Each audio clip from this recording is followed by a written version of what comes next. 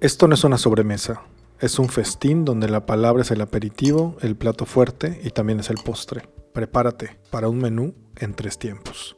El primero es una exploración sensorial, un aperitivo que nos permite reconocer a los comensales. Después vendrá, a veces con guarnición y a veces con salsa, el plato principal. La palabra del comensal.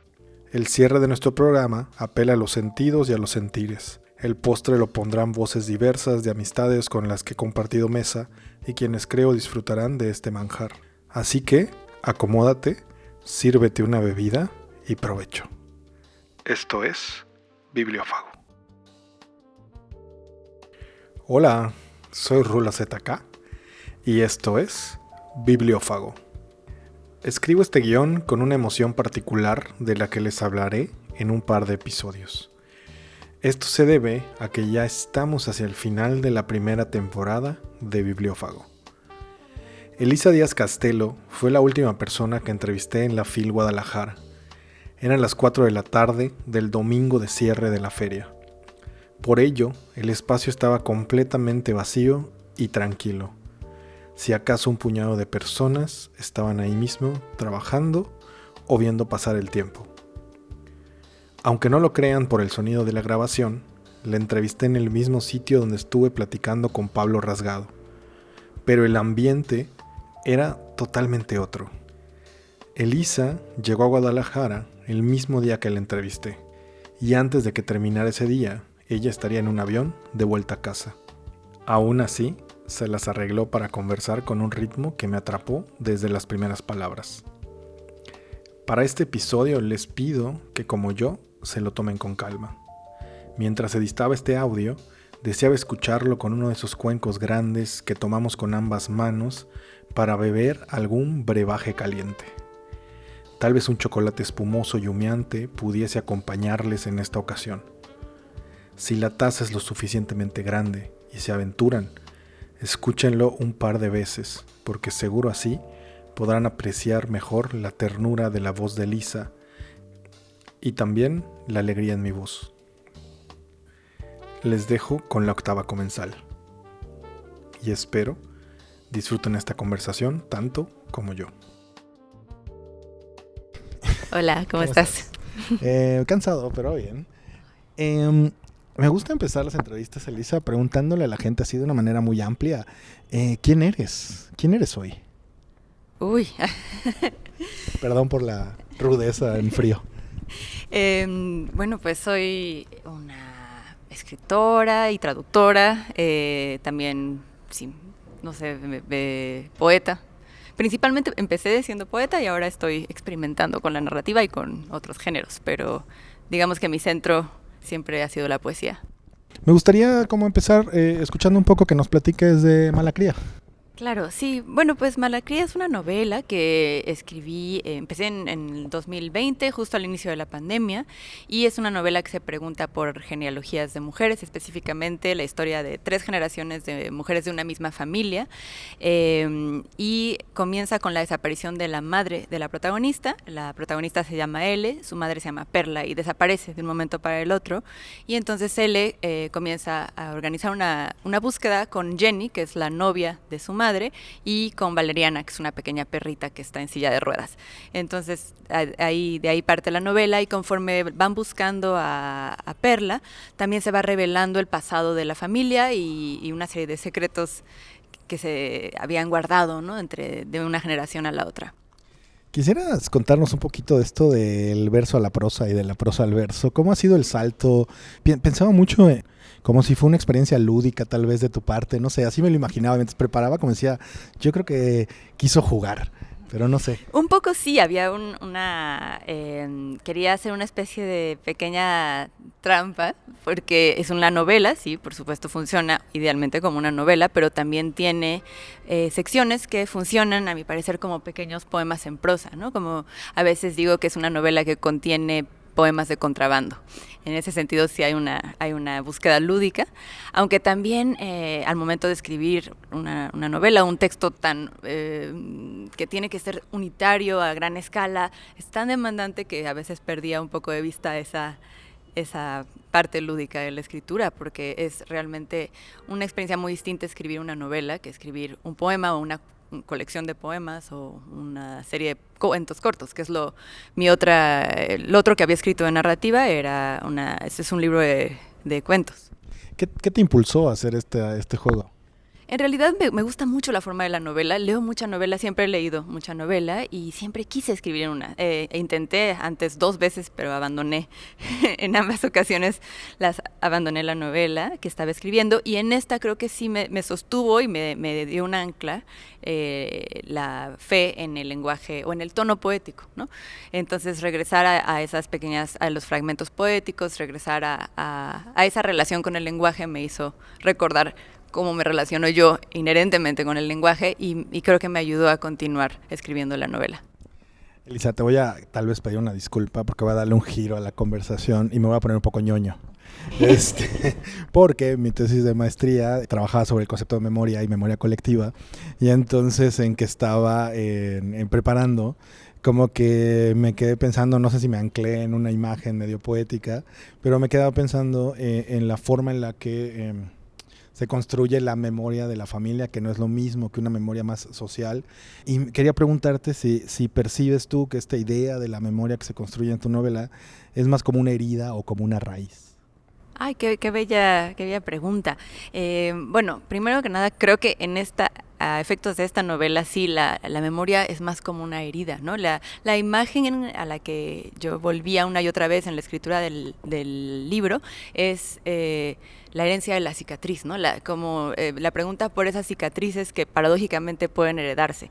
Y la cicatriz en este libro es el trauma, lo doloroso, lo no dicho, ¿no? Y cómo esas experiencias que no están obviamente inscritas en nuestro código genético, sino que nos suceden, también se heredan, incluso si no se relatan, o a veces justamente porque no se relatan.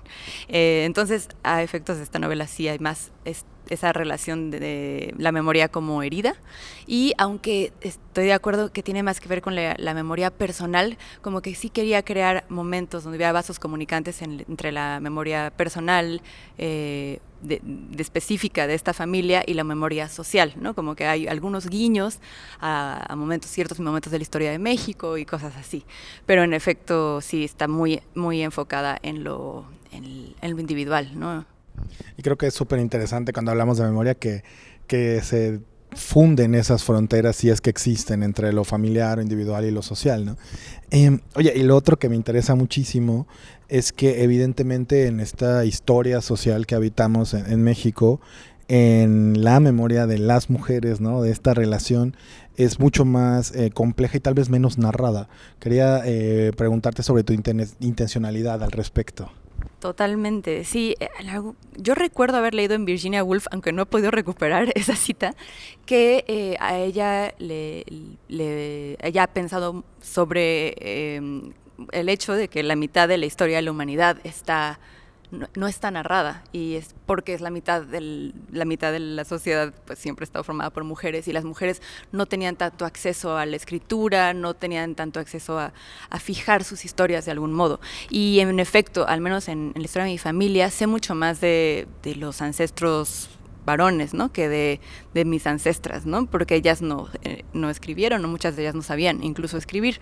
Entonces eso es algo que sí me obsesiona, ¿no? Y pienso mucho en toda esa serie de historias que no están narradas, ¿no? Y cómo en realidad la historia con H mayúscula está escrita por muy pocas personas, ¿no? En general por hombres de clase social alta y blancos, ¿no? Entonces cómo hay muchísima historia que está en la oscuridad, ¿no? Y creo que escribir esta novela fue una forma de intentar rescatar esas otras historias que quizá desconozco, o en cierta medida desconozco, y también fijar otras que sí conozco y que quería que quedaran escritas. Sí, recordé también una afirmación que le leí a Yasnaya de que había una discusión una vez que en sus redes es muy activa y decía alguien, ¿no? Como, bueno, voy a empezar a heredar el apellido materno, ¿no? Y Yasnaya le contestaba, pero tu apellido materno sigue siendo de un hombre.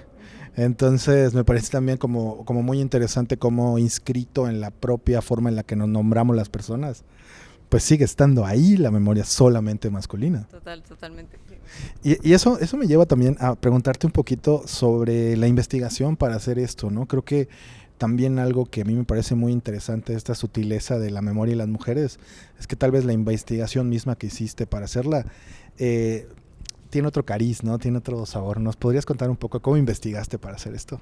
Pues bueno, es una novela que, aunque partió de algunas preguntas muy autobiográficas, muy íntimas, se fue distanciando mi propia experiencia, ¿no? Y aunque sí tiene fragmentos que sucedieron realmente y que me contaron, por ejemplo, mi madre, mi abuela, ¿no? Y sobre mi bisabuela, también hay mucho fantasioso y mucha invención. Entonces sí, hubo pues investigación, sí, en mis conversaciones con mi madre, en las conversaciones que tuve con mi abuela antes de que ella muriera. Creo que sin saberlo estaba ahí haciendo una investigación también, pero también hubo mucho de confiar en la fantasía, ¿no? En inventar aquello que no puedo conocer, o que ya no voy a poder acceder a ello porque las personas involucradas están muertas. Pues muchas gracias, Elisa. Qué bonito escucharte. Gracias, qué gusto conocerte. Esto es el postre. Alexia es un ser etéreo. Nos conocimos hace varios años y me sorprendió su temperamento, su pluma y su voz al leer. Con ella y otro puñado de personas construimos un colectivo que se llamó Letrantes. Ahí tallereamos durante años un sinnúmero de textos. Editamos un fanzine que se volvió tan riguroso como una revista y organizamos muchos eventos de lectura en voz alta. Cuando le escucho en mis audífonos mientras edito este audio, recuerdo lo mucho que disfruto de su voz al leer y aprecio haber hecho esto para el concepto de bibliófago. Hoy, mucho más cerca de la década que del lustro en nuestra amistad, me emociono al descubrir cómo ha crecido la escritura de Alexia, cómo se ha hecho reconocida su pluma y cómo está siendo publicada más allá de los fanzines. Hola, soy Alexia. Perfect. Mamá está sentada en el coche azul con las ventanas cerradas y las manos sobre el volante, sin moverse. La descubro ahí y la miro llorar en silencio como una película silenciada y no me nota. Mira hacia adelante, hacia la puerta del zaguán. Sus labios están pintados de rojo. Se pasa el dorso de la mano sobre la mejilla y la boca. La pintura se recorre. Me acerco. Gruesas gotas caen de sus ojos y tiñen de negro sus mejillas. Su cabello de cobre encendido.